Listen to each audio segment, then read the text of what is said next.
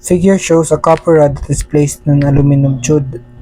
The rod is 0.05 inch longer than the tube. Find the maximum safe load P that can be applied to the bearing plate using the following data. So una is establish kag equation of equilibrium. So equation of equilibrium nimo pagduot nimo sa P ning resist ang copper ug aluminum.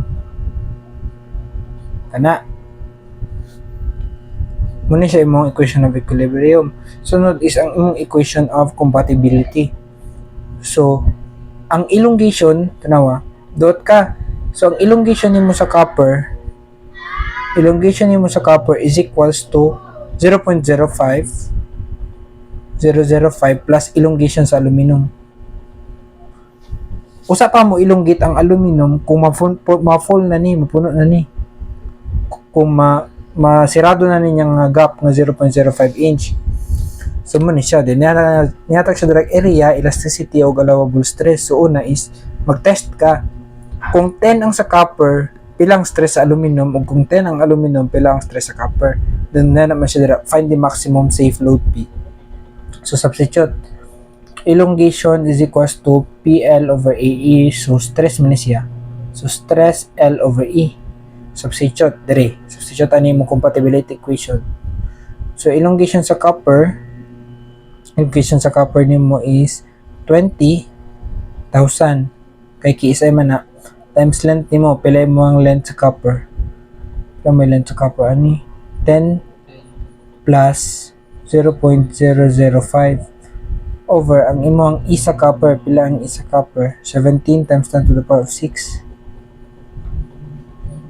kani is equals to 0.005 plus stress sa aluminum times length sa aluminum nga 10 over E sa aluminum 10E6. So pila imong stress sa aluminum E3 times 10 plus 0.005 over 17E6. Do ba na ka 0? Equals to 0.005 plus x times 10 over 10E6. So naka-stress sa aluminum nga 6770.588.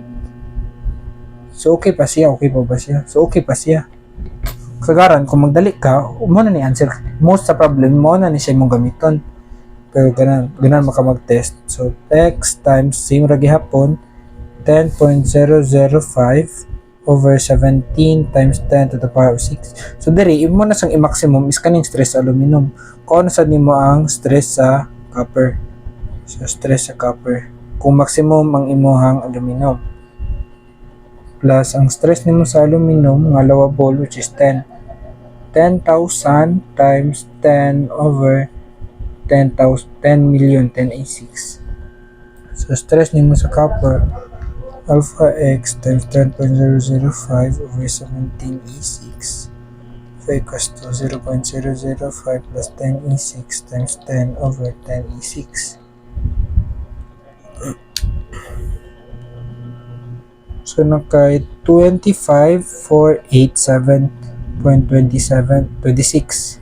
So kung imo na case ay 25.49, 20 raman dito yung allowable. So kuno siya, wala na siya labot.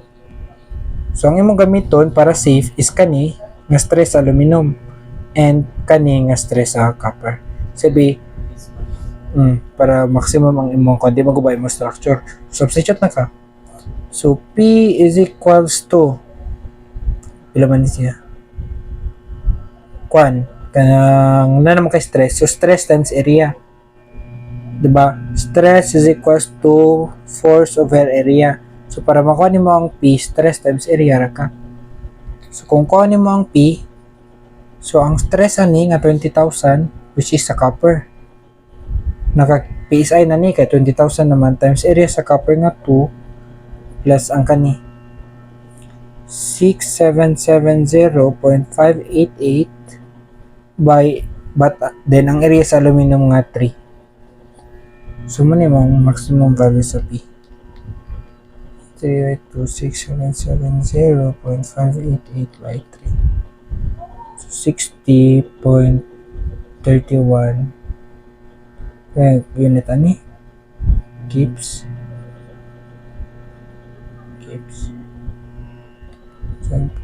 Mau buka ni. Ano ba siya guys?